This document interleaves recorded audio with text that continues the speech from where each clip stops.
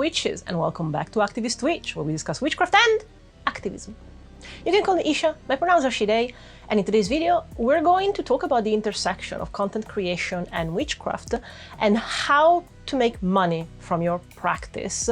Is it ideal for you to decide to make your witchcraft your main source of income? What does it mean to be a self-employed witch? We're going to look at different examples, and I'm going to tell you my experience as someone that was a professional content creator, in the sense that it used to be what paid my bills and my rent. And I'm gonna let you into data from my own experience of doing WitchTube in the last 3 years, so that we can be very honest about what it means to be able to become a full-time working witch. And most importantly, I want to dispel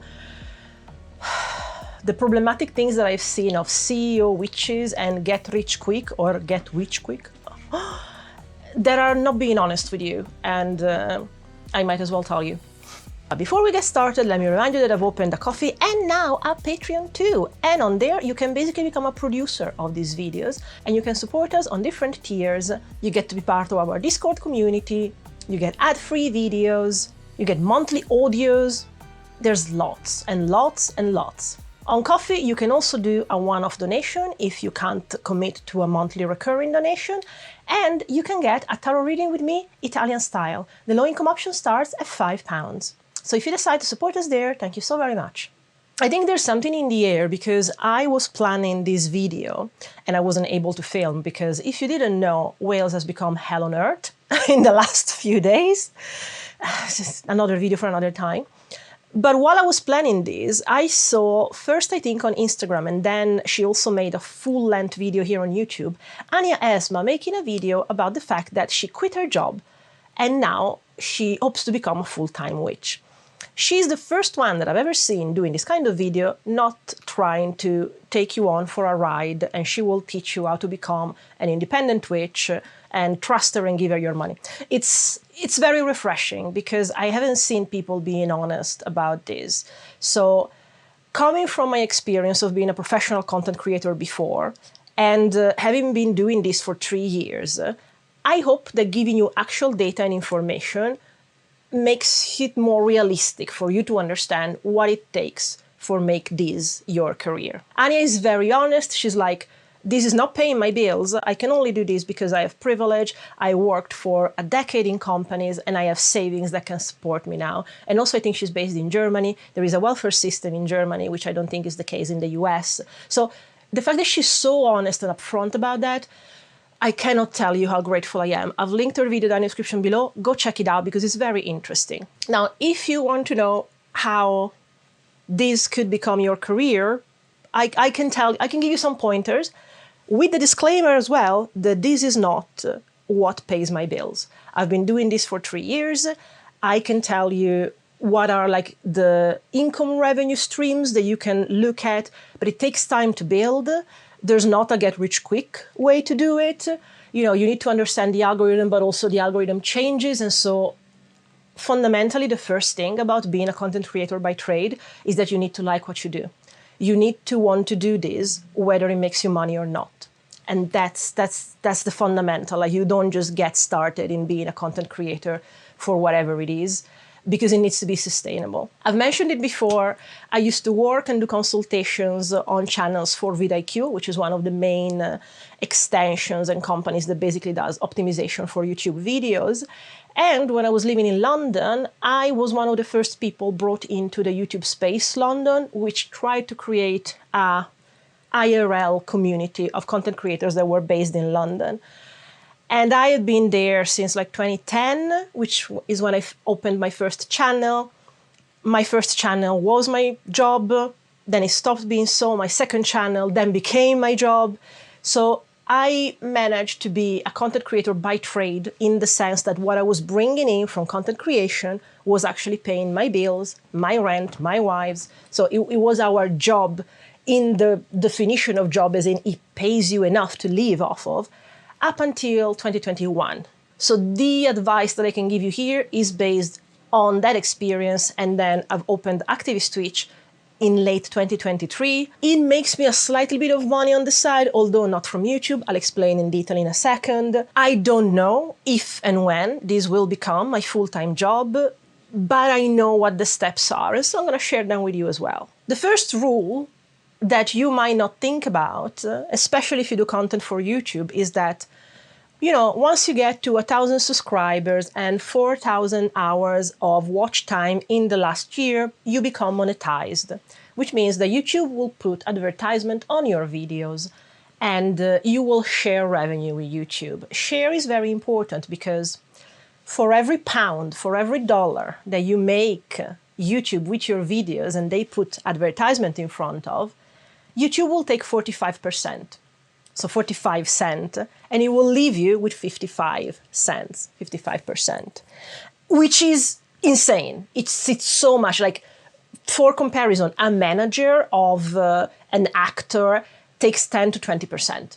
So YouTube takes twice as much just because it gives us the hard drive space to upload our videos, and it has the monopoly of the platform on videos. So when you search for a video, you go on YouTube.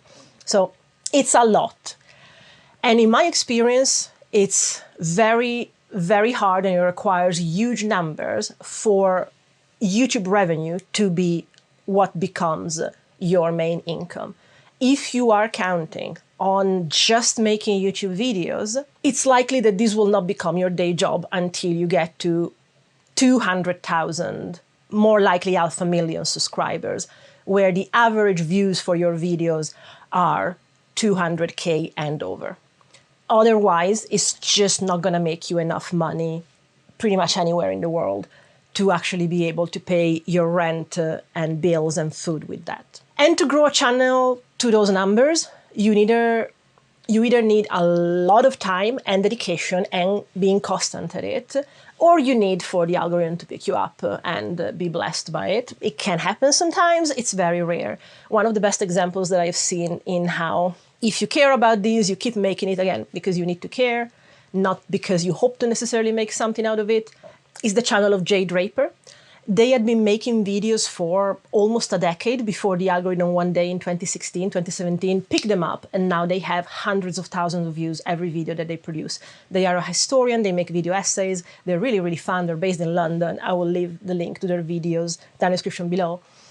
But that is an example of, you need the constancy, and it needs to be something that is sustainable for you. You need to be reliable in how often you publish as well, because otherwise the algorithm will forget about you, will not put you in front of people, not because your content is not valuable, but because you need to think the capitalist way that this algorithm works. And this algorithm on YouTube doesn't work because it's generous and wants people to find the beautiful thing that you make, even if they might be interested in it.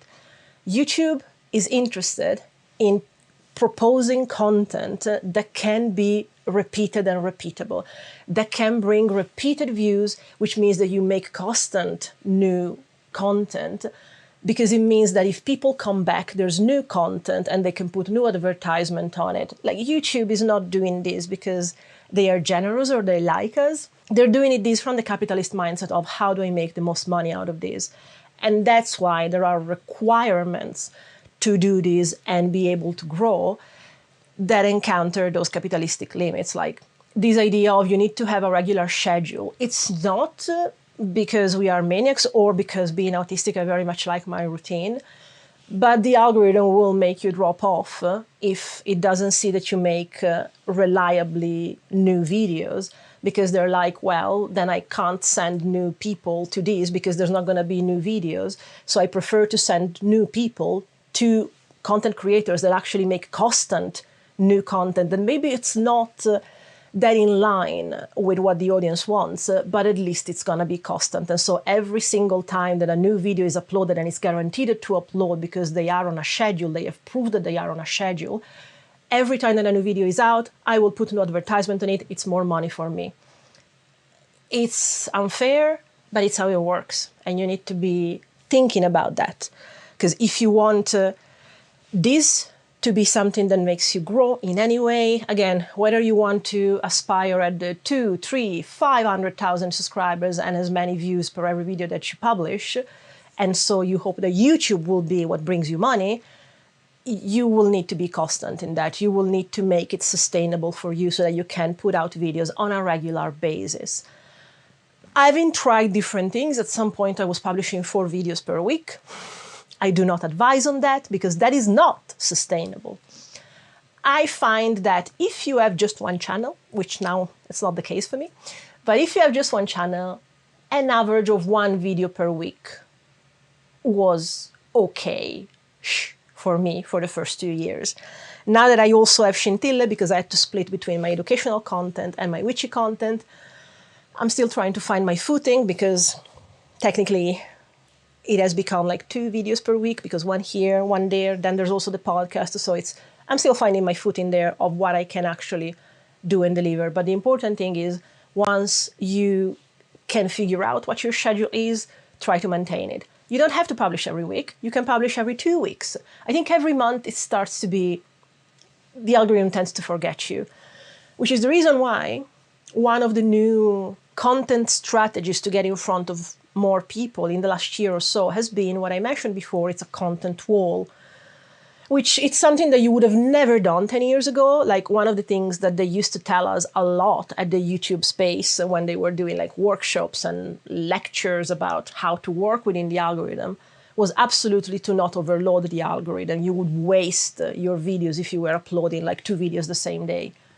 The algorithm changes, and what has happened now is that actually if you make long form, which means videos that are longer than 10 minutes, and you haven't posted in over a month, and suddenly you put out 3 pieces of content at least, you are feeding the algorithm so much information at once that it can basically do A/B tests with different audiences and put your stuff in front of more people.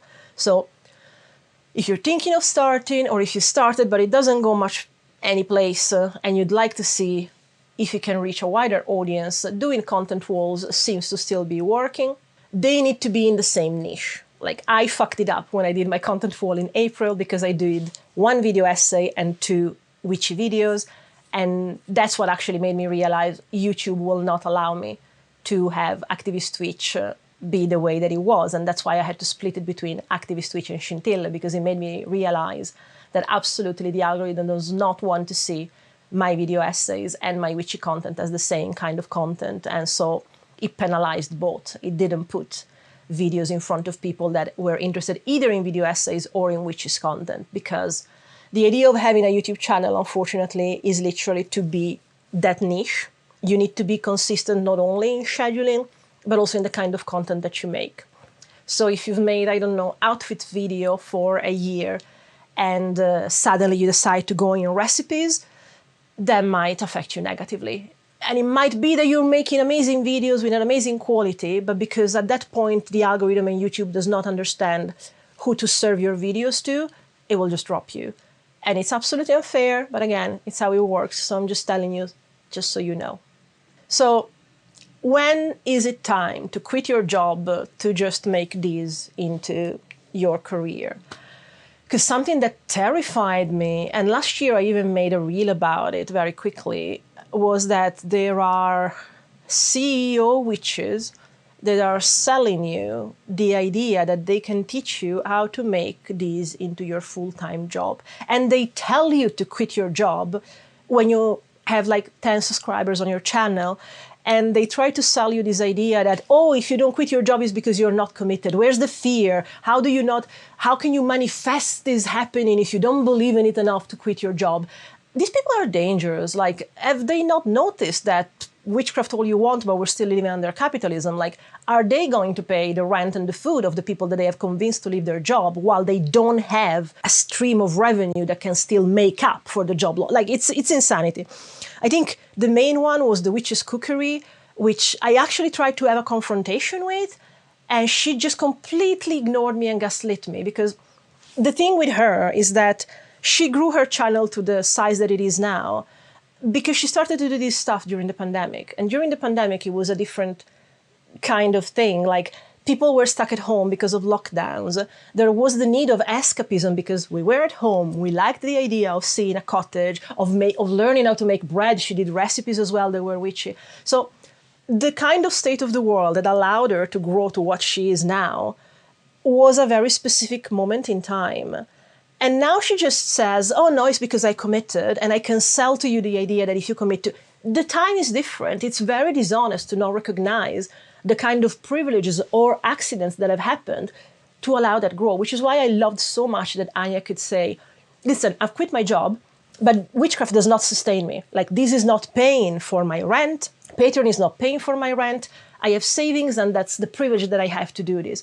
I think it's so important because genuinely, otherwise we are selling the idea, and, you know, why doing courses on how do you quit your job and you just sell this ideal to people? You're making money yourself that sustains your lifestyle, and you're actually not acknowledging what allowed you to transform your lifestyle in a job, which means that those people will not be able to do it. And it's a very clever thing, because at that point, when you get into the manifesting kind of mindset, you can just tell them, well, you didn't commit enough then. Like, it is such a catch-22, and I am so heartbroken to see how many people have fallen for that, because I completely understand the need and the idea of, why can't I make my dream my job? And when someone comes and tells you, I can make that happen, you just need to believe in it with something that, again, is ephemeral as witchcraft, that you don't need to give proof of anything.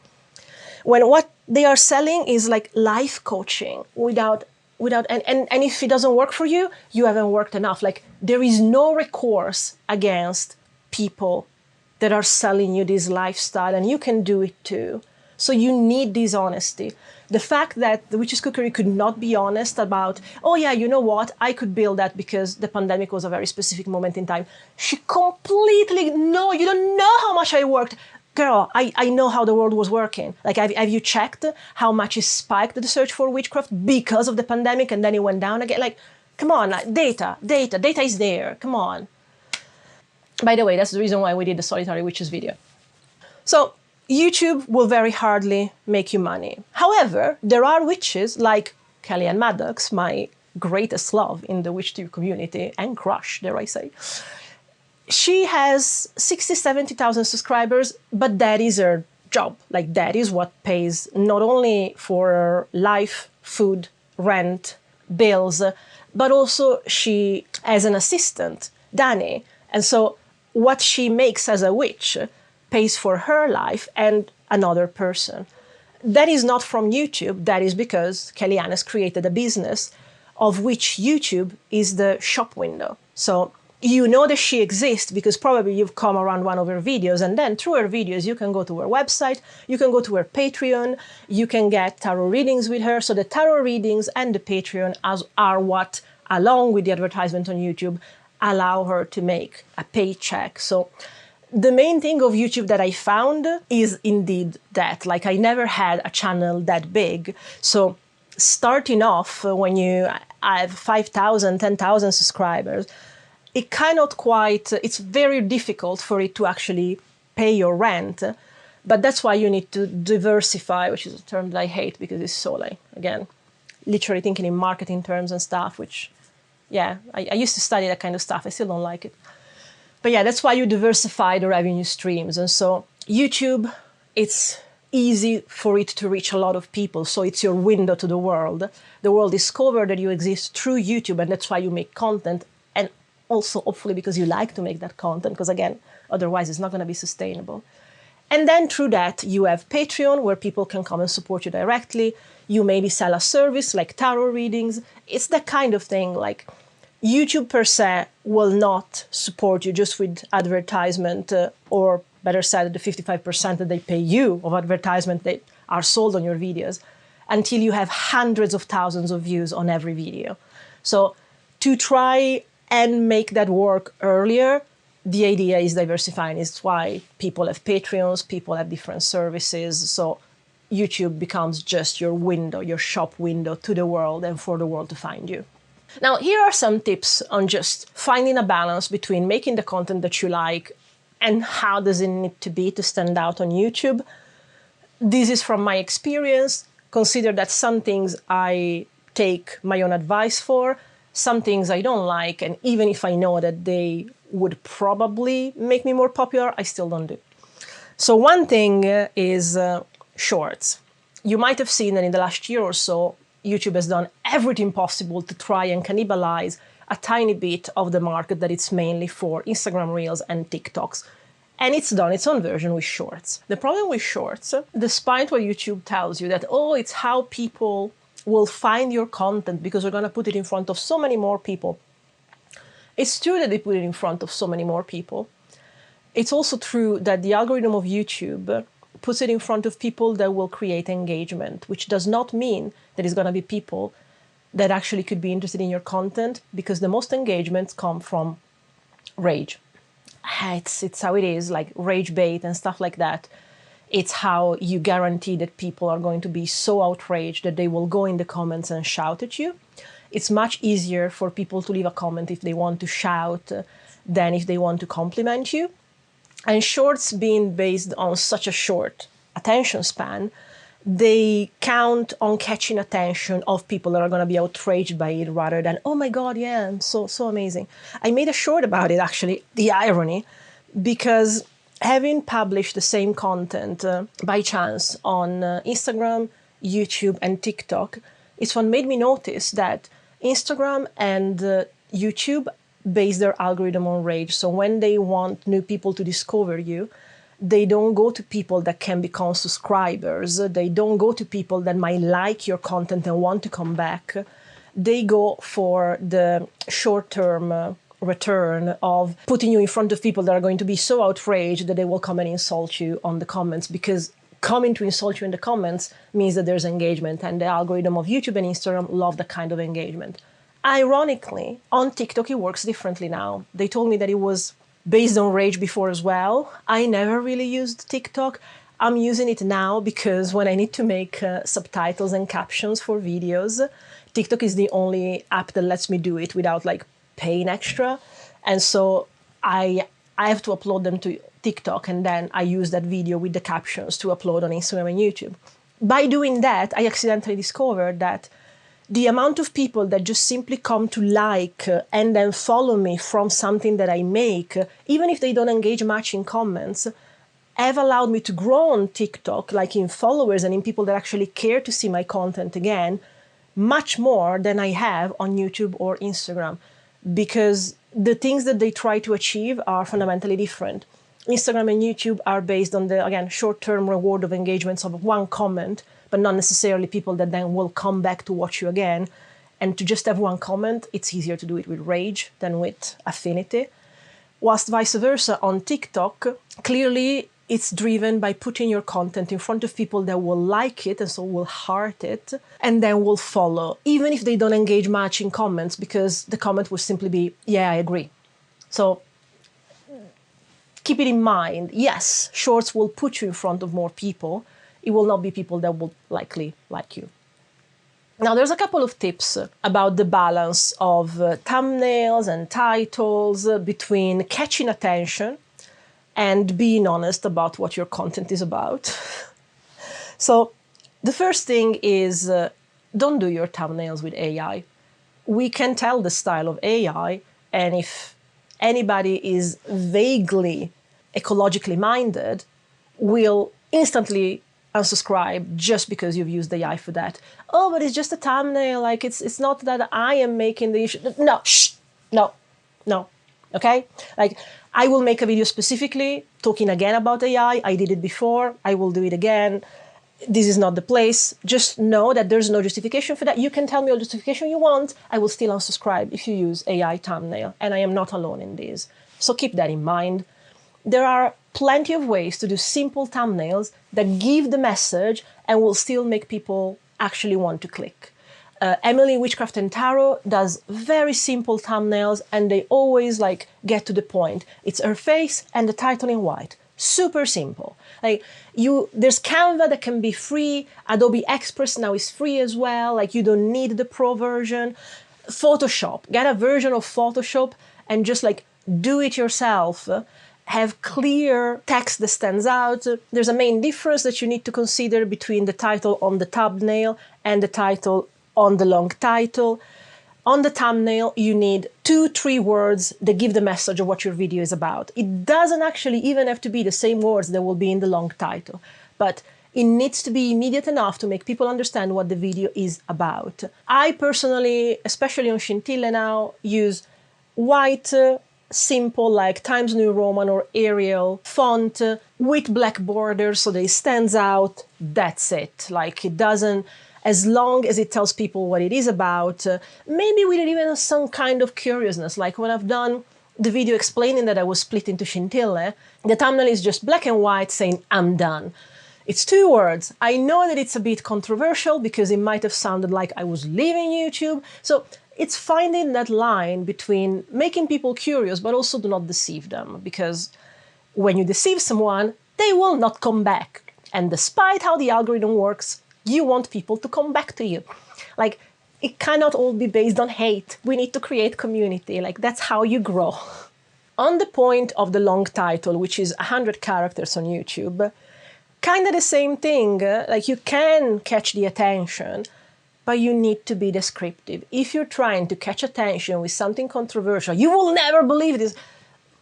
There's only so much that people will give you the time of day. You will grab the attention of someone for one click, but if you try to always be that sensationalist, like, how much can you raise people's dopamine to then make them desensitized to it, basically? So that's why honesty and clarity help. Another technique that has been working recently that I have seen, and I kind of get it, I did it inadvertently, but I kind of see why. When I want to talk about something that is theoretical, I don't know, internalized misogyny, this is more for Scintille, admittedly, or, how patriarchy hurts men too. As a concept, it's vague. How do we precipitate it into reality? I've done it with Florence and the Machine. I've done it with Agatha All Along. Like, with Agatha All Along, I've done the video essay, which in reality was talking about how media is propaganda. But using the example of Agatha All Along, it was sort of creating a Trojan horse, which is actually the name of this new technique, which is not new, it's just giving it a name, where you use an example through which you can tell your story. And so the story of how is common media in the cinema, the Marvel Cinematic Universe, is actually propaganda of conservatism, of being reactionary, and you're just given it and you don't realize it because you think it's entertainment. It's that kind of thing. How do you talk about propaganda in media? Agatha All Along was a good example. The Marvel Cinematic Universe was a good example. I've been working on an essay, maybe book. I'm publishing now in chapter essays about how patriarchy hurts men too, and how if it doesn't work for men, how is it going to work for anyone else? And the main case studies are David Bowie and Andy Biersack from Black Veil Brides. And the idea is, maybe if you're a fan of those people, you're going to want to learn how they exist in the world. And through that, I'm going to teach you about misogyny. I'm going to teach you about the patriarchy. I'm going to teach you about all these things. But you need to basically precipitate it in an example, which I think it's accidentally what has worked on my previous video essays as well. Like, Capitalism and Cottagecore was based on a thread that I saw on Reddit about someone being torn to shreds because they were buying cottagecore stuff on Shein, and that gave me the excuse to explain to you capitalism. It's that kind of thing. So when you have an idea, fundamentally, bring it down to an example and lead with that example, because it might catch the attention of people more, it might seem more concrete, and then you can go with the rest. These are all the tips that I can think about now, but basically, the idea is, when can I quit my job? And, Anya has given us an example, when you have enough savings to sustain yourself for a certain amount of time. Personally, I come from a different experience, possibly because I've also been, at risk of homelessness twice in my life. So I don't have savings. I'm not in a position to ever have savings. I rely on the benefit system here in the UK. Personally, I will consider witchcraft my day job the moment that it makes me enough money between YouTube revenue, between Patreon, coffee, between tarot readings, that it basically makes more than my benefits, and so I'll be able to go off benefits, and this will be what sustains my life. So in my case, here in the UK, minimum wage is about £26,000 per year. So what you make in a year on minimum wage on an 8-hour job would be that. So the moment that my tarot readings and the members of my Patreon and coffee and the advertisement of YouTube makes an income per year of £26,000, that would be when this becomes my job. I'm nowhere near nowhere near. Like realistically, just to give you numbers, I think YouTube pays every time that I have more than £60 made from advertisements. I get paid those £60 every 3 to 5 months. So from YouTube, I get £60 every 3 to 4 months, which means 10 to £20 per month with 4 videos per month usually. This is a special situation that I haven't done videos on June. Between Coffee and Patreon, it varies because at some point I had 16 people there, now I have 10. So there's a lot of leeway to be given. On my best days, I think I've made £300 between Coffee and Patreon. Now it's not, but you keep that in mind, you know what your expenses are, and the moment that what you bring in with your revenue streams can cover your expenses to survive, your cost of living, rent or mortgage, food and bills, or just food and bills if you own your house, good for you, that is your day job.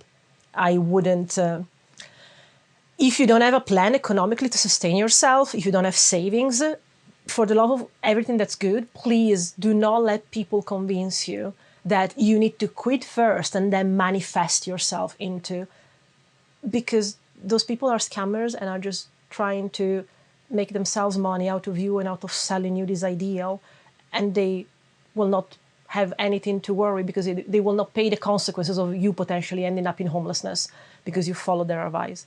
So please be careful. Please always keep in mind when people sell you an idea of, I'll teach you how to get rich or how to make witchcraft your work, your day job, please be mindful of how honest they are. Are they selling that to you in a way that leaves them with no responsibility, gives you no guarantees? Oh no, you need to quit to get into the please take care of yourself, because witchcraft, like everything, and actually to a degree more than anything else, attracts scammers. And you need to take care of yourself, because as much as I love my practice, I live in a world that is dominated by capitalism, patriarchy, and white supremacy. And if I don't have the safety of a roof over my head that I can pay every month, if I don't have the safety of bringing in food that actually sustains me, my wife, and my cats, I'm not going to survive. And you cannot leave yourself unsafe in the hope that you will manifest yourself witch by trade and stuff like that. Please take care of yourself. Do not let people sell you an idea that can put you in danger. Put your ducks in a row, by all means. I've given you some tips. If you have any questions, ask. Maybe I haven't thought about things, but again, because I've done this a long time, as in content creation, maybe there's stuff that I know that you might be wondering about and I haven't thought about. Ask me. I'm happy to do another video if then there are enough questions about this, by all means. Please do take care of yourself and do take care of where your money goes. And until the next video, I really do hope that we can hex the capitalistic patriarchy together, because there's a lot of need for it.